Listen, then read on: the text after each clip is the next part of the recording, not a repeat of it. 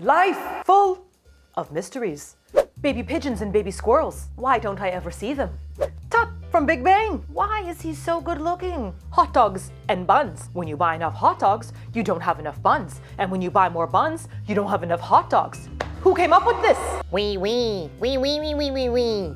That's true. These questions and more shall not be answered in this video. Just kind of wanted to get you all hyped and interested for some brain talk, because today we're going to talk about life lessons I've learned from living in Asia.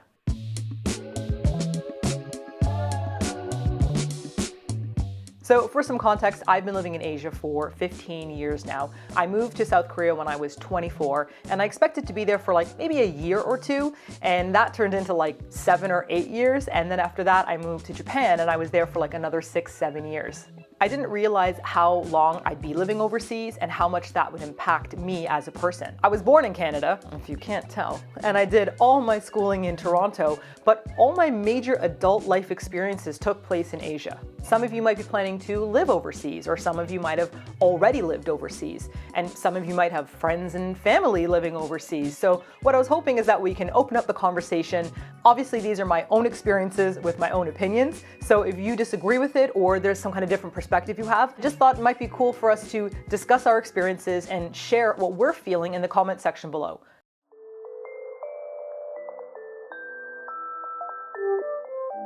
So food in Asia is more than just food. It's like a gateway to understanding people and culture and even historical struggles.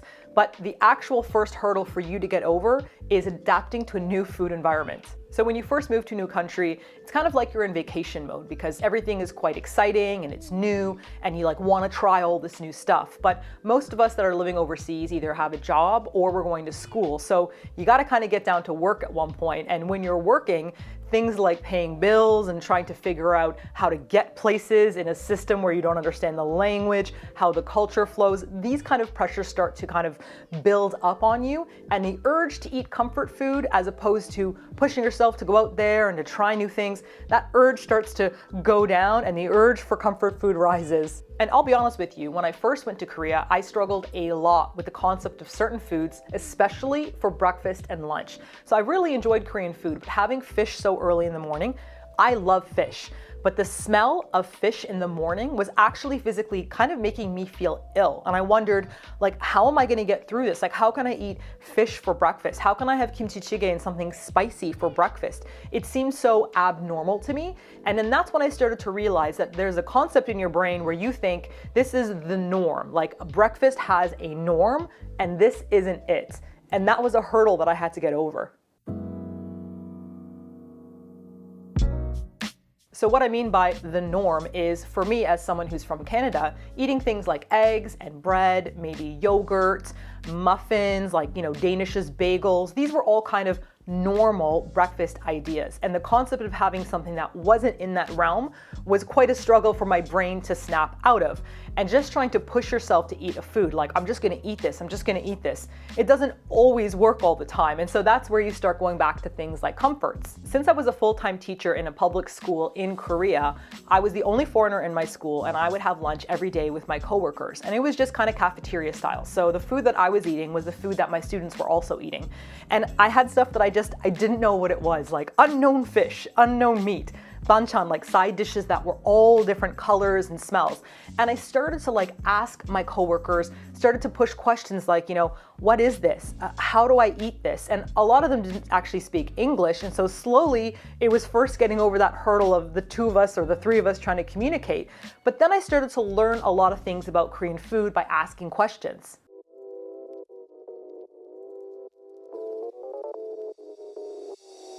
When my coworkers helped me to remove bones from my fish for me, I later found out that that's something that family does. They take care of each other by removing the bones. And then I actually saw that pop up a few times in Korean dramas. This is something that wasn't spoken out loud, like I am doing this to take care of you, but it was something that was part of the culture. I started to learn that some Korean food is nostalgic. My coworkers would talk about how it was something from childhood and it reminded them of this because, during war times, maybe they didn't have a lot of that. struggles and different ways for people to push through things ended up pushing people to make incredible foods. And so when I was eating that food, the richness and the complexity of the culture started to come through. Not just that it was delicious tasting, but I was like, wow, this means so much more than just a soup. So I started to learn that while I pushed myself to eat different foods and I was learning a little bit more about them, I was starting to see that there was a lot more complexity to the food than just the taste or the time of day I was eating something. This also goes for my experiences in Japan. I learned a lot of things about things like butter and fresh cream, like as in milk cream. A lot of these things were considered to be luxury items at one point because there weren't actually refrigeration techniques to keep them fresh. And so things like the Christmas cake we celebrate at Christmas time, it's like a strawberry cake with whipped cream on it. I always thought that's kind of weird, like why are you having a strawberry whipped cream cake at Christmas? But it has like a massive historical, cultural importance about representing like we can now put things in a refrigerator and keep it from going bad because we have this technology now and the war is over. So something so simple like a cake can have so much importance. And the same goes for things like soba and ramen and udon. Every single region and part of Japan has a different reason for why their broth is thick, why it's thin, why their noodles are fat, why they give you a small amount and you can ask for more. Because it was meant to do things like feed fishermen and feed farmers. And so there's all this importance that goes along with different types of food in Asia. By realizing that food has a lot of interesting things behind it kind of piqued my curiosity to keep trying more foods and to ask questions and to research it and to look things up online and to read books about it. And that kind of kept me from falling back into constant comfort food. I was able to kind of expand because I wasn't just thinking about the food being tasty. I was also thinking about it being like culturally important and historical. Am I a nerd? It kind of sounds like that when I explain it this way. Wee. Yeah, Kogi, you're right, I am a nerd. So even if you never travel, I hope that this gives you a little bit of a nerdy excitement to kind of look into the food around you and discover if there's any more deeper cultural relevance to why people make things the way that they do. And my question for you is, have any of you moved overseas? What was your experience like with food? Have any of you had to shift your cultural norm as to what's normal? For example, have you had a place where breakfast wasn't the same breakfast that you were used to? Now for me, the idea of toast and eggs for breakfast is okay, but it's also normal to eat kimchi jjigae and to have natto and to eat all these different things for breakfast. So let me know if you've had any of those experiences. So when you look online, you might see TikTok and Instagram and YouTube videos about people living overseas, and they're always highlighting things like amazing places they're going to and food that they're eating. People don't always share the struggles that are happening behind the scenes. I think that the difficulties of living overseas is not discussed as much and as freely online, which I also make YouTube videos, and I'm not going to sit down and put out just an ocean of emo videos, but I could.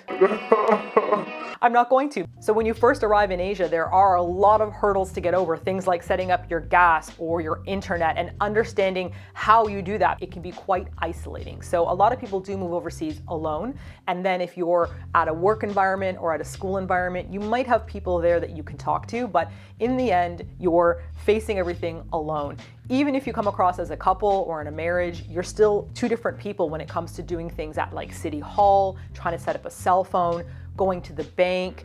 All these things require either somebody to help you who speaks the language, or you do it by yourself, and it is a struggle. There are so many rules and complications and rejections that happen. A lot of it, you don't know why. It's like, why did they reject me? Is it because I'm a foreigner? And it can be really confusing.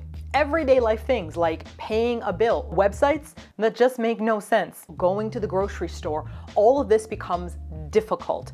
I love cooking, I love learning about food, but when I went to the grocery store in Korea, everything's in Korean. You have to learn Korean to be able to pick up the package and go, what is this? And if you want to follow the instructions on the back, it's all in Korean. And this was before Google Translate came out and there was no smartphones for me. So I just had to learn all this stuff. And then the same came when I moved to Japan. Everything's in Japanese. So you walk through the grocery store and you're like, I don't know what anything is. So even just something simple like, I'll go to the store and make some food, becomes extremely complicated, and you are using up so much brain cell energy to do something that back home would be pretty easy peasy. This is a situation I've experienced in both countries equally, navigating Any city hall is a total nightmare. And you'd think that, oh, you lived in Korea, so you can understand Japanese city hall. But no, they're both totally different and they have different ways of doing things. So you're just trying to figure out a brand new system. And even years later of living overseas, there are still things that you're going to face, even if you speak the language.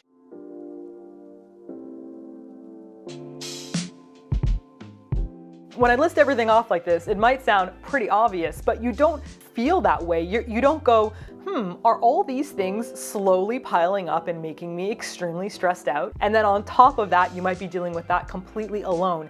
You have no friends to talk to this about, and you just feel completely isolated. Now, some people have really supportive coworkers and they have friends and family that they can reach out and talk to, but that isn't the case for everybody. And I have to say that in Asian society, the idea of talking about your mental well-being is pretty taboo. I am generalizing here, but I do think that it's something that you don't really bring up with people. If you bring this up with certain coworkers, they might be like, "Ugh, like you shouldn't have told me that." So the idea of having a problem, you should just push on and push through it. Private suffering, get over it, and push through it. Don't talk about it. That's kind of the message that's pushed across. Now, this is just in my personal opinion, but I do not like this idea that you need to push on silently. And I don't think that it's working for Asia because Korea and Japan have some of the highest suicide rate in the world. I think there needs to be a place for people who are struggling with different things. You might have PTSD, anxiety, trauma, or you just need to chat with somebody about what's going on in your life. They need to have a place to do this, and it shouldn't be so taboo. So since I moved to Asia in 2008 until now, I've seen a lot of change about people discussing mental well-being and seeing counselors and therapists in Western countries. It's become very normal and easy to talk about. You know, my friends will say, "Oh, I saw my therapist this weekend," or "I'm going to see my counselor and they suggested this." And I think that's totally awesome. I am personally all for counselors and therapists. I have seen counselors and therapists in Canada, couldn't find one in Korea, and I've had them in Japan as well, but it was very difficult to find. I personally feel like while Western cultures have embraced the idea that we should be talking a lot more about mental well-being, I don't really feel like I've seen a lot of change happen in Asia over these 15 years. Now, I'm not saying any of this to discourage you because living overseas can be an incredible life-changing experience. Some people think that, well, that should be enough to just make you have like a problem-free life, like it looks amazing. Or if you live in Italy and you're like, wow, all this amazing food, life must be perfect. That becomes kind of like an everyday normal thing that you might see or experience. And that doesn't somehow negate the issues and the struggles that you're having as a person living overseas. So it can be difficult to find a counselor or a therapist for a variety of reasons. One, it's not covered by national health insurance, and so it can be quite expensive. It goes between $50 to $200 per session, so it can just be out of the price range for some people. Number two, they're mostly located in major cities. So if you're located outside of a major city or you're in the countryside, it's not very accessible for you to find a counselor. On top of that, it can be very limited regarding the time slots because there's only a few counselors. It's not like there's tons to choose from. So if they're already booked up, how do you take time off of work or how do you find the time to go to these counselors? It can be very difficult, especially if you have to ask your boss for time off. There's not really a I need time off culture in Japan.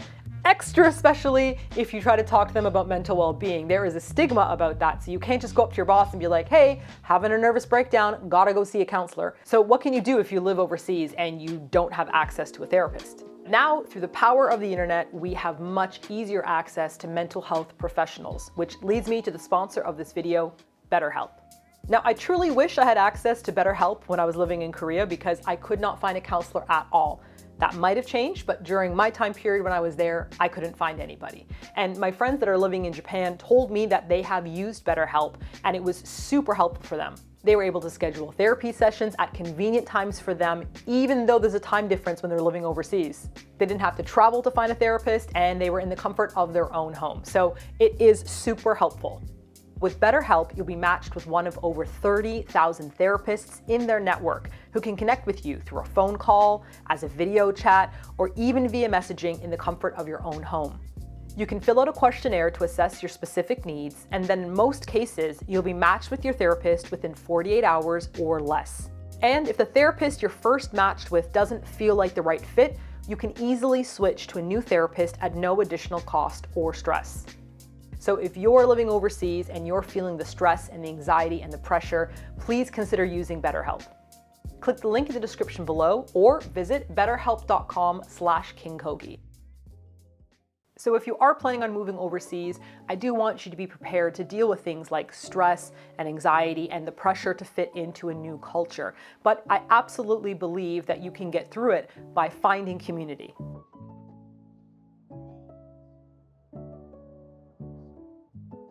This is just my personal opinion, but I've seen people really have such incredibly rich experiences by reaching out even to the fellow foreign community and joining a club or like a sports team or meeting Japanese people and starting to learn things through different experiences there, even if you don't properly speak the language or you do speak the language. Learning a new art or joining a dojo or something, all of these things really enhance and enrich your experience. And then from there, things just like they bloom. You meet new friends, new people, try new foods, go to new places. But the only thing is that it doesn't happen without effort. So you can't just stay inside and expect these kind of things to come to you. So you got to push yourself a little bit, get out there, go online and to meet new people. And then if you find community, you'll be able to get through a lot of things living overseas easier. I, for one, would like to thank the Eat Your Kimchi and King Kogi community. You guys are an amazing group of people to talk to. I loved being able to chat with like-minded individuals about all different types of topics. You really helped me feel less isolated while living overseas. So thank you so much. So I wanted to talk a little bit about learning languages. I didn't have the opportunity to go to language school in Korea or Japan, which means all of my language learning has just been self-study. I lack a ton of grammar and lots of vocabulary. I absolutely cannot claim to be able to have long, deep conversations with people in either of the languages, yet I managed to live my life in Korea and Japan, and I feel completely confident to explore places alone. I don't have a secret Korean translator in my pocket where I'm like, come out, Korean man, translate for me. And this was before Google Translate came out, before you could have it on your phone and just like hover it over menus and it translated for you. So I did learn the alphabet and how to read Korean and how to read Japanese, and I've had to learn grammar and vocabulary, and I have to be able to communicate when I go to places like izakayas and bars and restaurants and coffee shops, even if I'm going alone. When I go to the grocery store, I have to be able to read the items that I'm buying and know what I'm getting. I have to be able to read Japanese and Korean recipes. So how did I manage to survive if I didn't go to language school?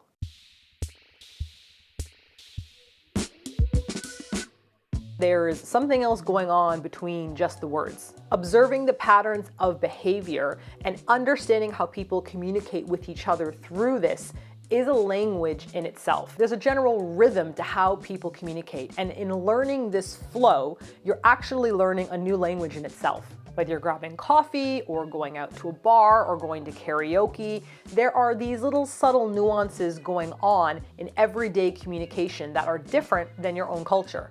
You've got to spend time observing and listening to how people really interact with each other. And this takes years, as well as it can be anywhere in the world. It's not just limited to being in Korea and Japan. The longer you live overseas in a particular culture, the longer you start to realize that the books that you're reading that are teaching you the language aren't necessarily the exact same way people are interacting in everyday life. So I wanted to give you an example of flow versus language. While I was living in Korea, I remember meeting people who were native Korean speakers. They grew up in their household speaking Korean as well as English, but they didn't grow up in Korea. And when they came to Korea to visit and they were interacting with waiters and waitresses and people at cafes, there was a bit of an awkwardness with the communication. And it wasn't because they were lacking grammar or they didn't have the vocabulary for it. These are native Korean speakers. But because they didn't grow up in Korea, they lacked understanding the flow. They had the language, but the flow was a bit off. Now, I want to emphasize here, taking language lessons and learning the grammar and the vocabulary is really important. I'm absolutely not discouraging this. If I could have gone to language school, I would have.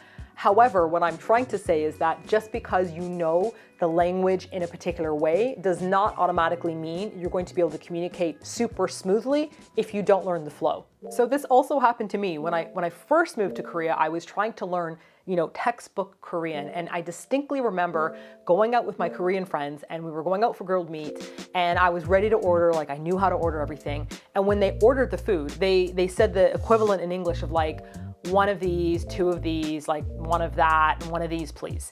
Meanwhile, this whole time I had been ordering things in a very, long-winded manner because it was supposed to be the correct way. Essentially, I was ordering food like this. Good sir, could I perchance have 250 grams of your finest samgyeopsal? That would be excellent, thank you very, very kindly. It's not incorrect the way that I'm ordering, but even though I'm told that I should say the name of it and I should say how many grams I want and I should, use the correct counters, the reality was everybody was just like one of these, two of these, three of these, and that was the flow that I wasn't getting. That's when I started to open up my eyes and go, okay, hey, wait a second, are other people ordering like this too? Am I the person who's ordering like I'm from a different time period? And I was. So why is understanding the flow of a culture a good thing? I think that when you understand flow, there's less of a burden on both people. You end up understanding what's going to be asked. Things start to be very predictable as you see the flow. And the person interacting with you, understands that you get that, and they know that they can proceed with the order or whatever communication is going on quite smoothly, and you're going to be like any other customer. When I first moved to Japan, I absolutely did not understand the flow, and I made so many people uncomfortable for sure. One of my biggest problems was that if I went to a coffee shop and the barista had like really cute hair or like really nice nails, or I really wanted to compliment them and let them know how cute and how pretty they looked, and I would bring it up immediately. So like I'd go up to the cash and be like, oh my God, your nails are so cute. And I destroyed the flow. They were so frazzled and like stressed out because that part of the conversation, which normally you don't have at all, if you're gonna have it, needs to come at the very end. There's a very particular way they're gonna ask you questions. And once you get that, it makes the communication super easy. And then at the very end, once you've done your stamp card or your point card and you've paid and you're just about to leave, that's when I go, hey, I love your hair, in Japanese. And they'll be like, oh my God, thank you. And then I immediately leave so there's no lingering problems with me and a lineup of people behind me. In Japan, the flow is very orderly, it's very predictable, and I know what's up. But in Canada, there is a free flow. It's so different, and I didn't realize it until I lived overseas and came back home again. Like, there is an unpredictability in Canada. I went to Canadian Tire once and tried to buy sheets for my bed, and the woman and I had an entire gigantic conversation about her boyfriend and her. I did not predict that this small talk conversation will go this way. I've gone to coffee shops in Canada where you just go, hey, and they immediately go, oh, I really like your nails, I like your shirt. You're having a conversation before you even ordered the drink. And other places, they don't want a small chat. You go in, they want the order, and that's it. So it's really unpredictable in Canada how the flow is going to go. And that is the predictability of the flow. It's unpredictable. But in Japan, if you understand it, it is a very particular way. I'll give you an example with ordering at izakayas. Going to an izakaya in Japan is predictable. There's only so many things and so many ways they're going to interact with you. I feel super comfortable and confident about what's going to go on. And that took me a while to understand. I was so nervous to go to an izakaya before.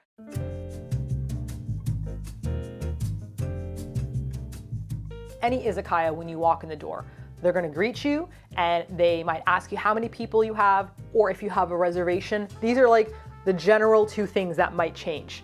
When you sit down at the bar or wherever you're sitting, they're going to bring you a hand towel for you to clean your hands with. And they might immediately ask you what you want to drink, or they might bring you a menu. But when they come back, they're always going to ask you what you want to drink. They're not going to small talk with you.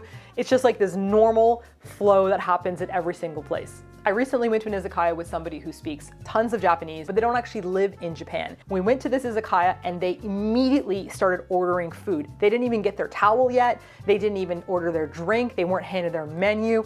And the guy was kind of like, what is going on? He said to him like, "Totomate kudasai," like, please wait a second. And the guy was like, oh, okay. The longer he stays in Japan and if he chooses to observe it, he'll get the flow. But at that time period, he really made that guy uncomfortable because he just kind of dove on in with like a Western style of ordering.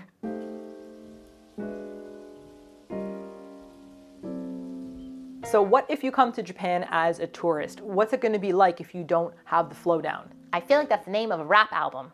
Got to slow down, show down. I'm not gonna go any further before people cringe. Wee. That's right, Kogi, drop those bars. Some of the most memorable nights I've ever had was before I understood flow and before I could speak Japanese. Not being part of the flow was almost like a relief for a lot of Japanese people. Because they have a very particular way they have to behave in Japanese society, you're kind of giving them a chance to be a little bit freer. So when a foreigner enters their restaurant or their bar, sometimes that gives the person themselves, the Japanese person, a chance to behave differently than they normally would. It's not a negative thing. It can be a positive thing that you don't necessarily know the flow. So I want to give you an example. When I first moved to Japan, I didn't speak any Japanese. I couldn't even read the menus. And I was walking home with groceries and I passed by this very local izakaya and I looked inside and the guy there was like, come on. And I was like, and I ran away. And I went by a couple more times and they always seemed kind of encouraging, but nobody in there was foreign and they didn't have an English menu. So I was like, I'm not going into this place. Then finally one night, I'm like, we're going in, we're doing this, we're entering this izakaya. And when I went in, I was delightfully surprised. The experience that I had, although I didn't know the flow and couldn't speak the language, they were suggesting drinks to me. People beside me were going, hey, you should try some of this. And they were offering me some of their food. It ended up being like one of the most memorable nights I've had, and I absolutely love that place. I just think that it doesn't always have to be perfect. Like, you don't always have to be perfect at communicating and having the language down pat to have a good time in Japan.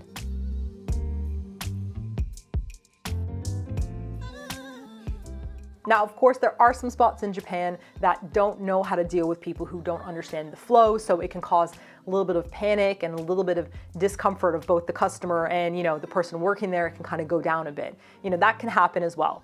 But I want to encourage you that you don't necessarily have to know the language and the flow to visit Japan and to have a good time. And if you're living in Japan and you're struggling with learning the language, it is a massive mountain to climb, let me tell you guys.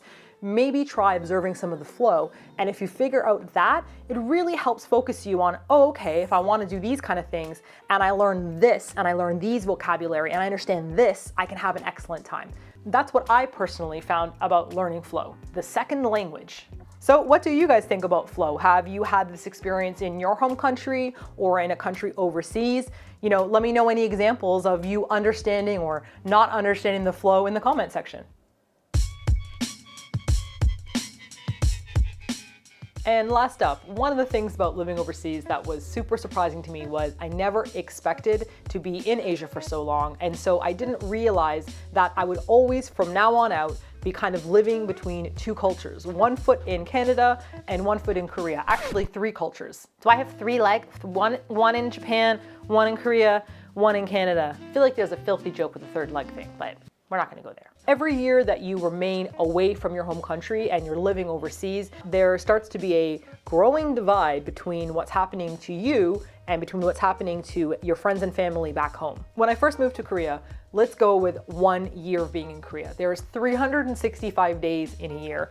And in that time period, I missed out on things like inside jokes that were happening in the country. Like, there's things that happen that people think are funny or trendy. And I missed out on that because I was experiencing things happening in Korea at the time. You miss out on things like popular music, the music that hits the charts, that's on the radio, that people are talking about.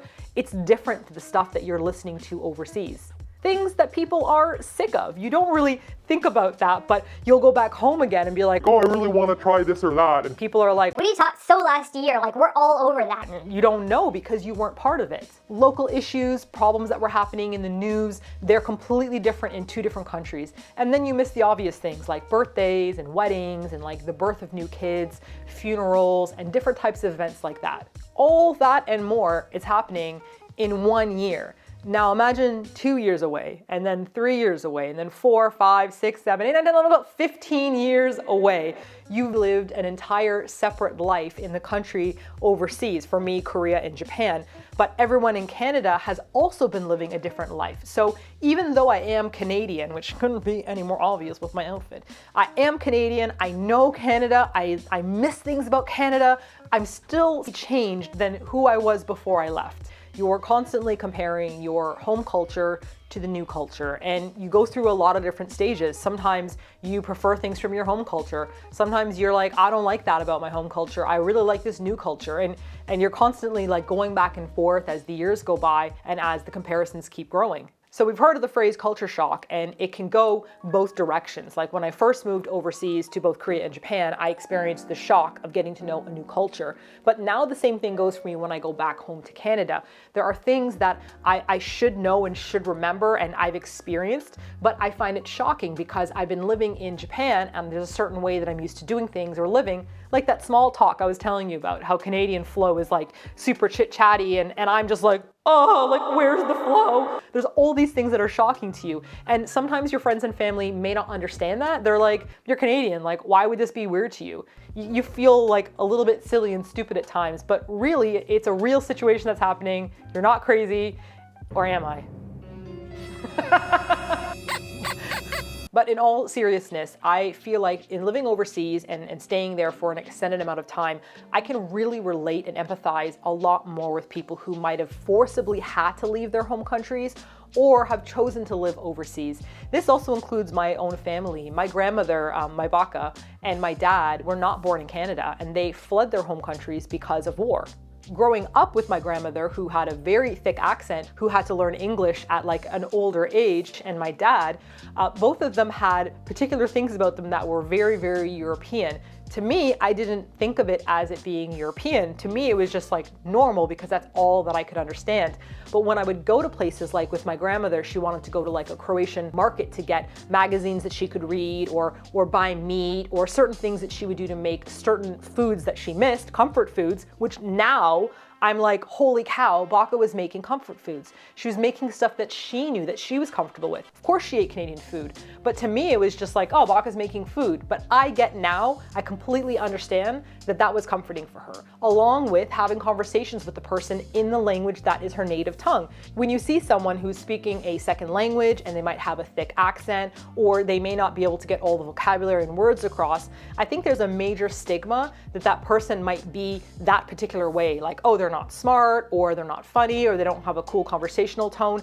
But it might just be that they're speaking another language, and the language that they're comfortable speaking, they're kind of like a whole new person. This and more came to me after years of living in Japan and Korea, when I realized when I talk to people, sometimes I just sound like a little kid, like my level is like high school, or in Japan, like little tiny kid level, and I might sound pretty like simple, but you know, maybe I can have a much deeper conversation in English with somebody. After living overseas for so many years, and I'd like to mention by choice, like I chose to come overseas, it's really changed my perspective on people who are living in my home country now, some not by choice, like some fleeing their countries, and some by choice. It's completely made me empathize a lot more with what they're going through, the struggles they might be facing, the difficulties, the anxieties, the every day-to-day tasks that to us as a Canadian might be like simple, why don't you know this? But to them, it's new. So I really hope that even if you haven't lived overseas, maybe this conversation can help you open up your heart a little bit too and go, maybe I can give a helping hand, or maybe I can understand a little bit more when somebody doesn't quite know what's going on. I'd love to know in the comment section below, have any of you experienced this? Are you stuck between two or three cultures? Like, you know, are you living somewhere else right now where it wasn't your choice to live, but you're happy that you're there? Or have you lived overseas and had to return home again and are experiencing reverse culture shock? Please let me know in the comment section below. So my final thought is that living overseas can be extremely challenging, but also very rewarding. There are a lot of trials and tribulations. You push yourself, you go through a lot of things that you might not have done before, but in the end, you can come out of it a changed person for the better. If you don't agree with what I have to say, you know, please let's talk and share in the comment section. Let's just keep it nice and not mean to each other, because after all, we're all people going through different things. And I wanted to thank BetterHelp, who is the sponsor of this video. If you are out there, whether you're overseas, wherever you're living, if you're having a hard time and you're struggling, please consider reaching out to BetterHelp. I have all the links in the info box below. Thank you everybody for listening to my thoughts about living overseas. Keeping it cool in the King Kogi village, and I'll see you all on the interwebs. Looking forward to see your comments. Wee. Oh, you had something to say too. I don't think there's any time, buddy. Wee.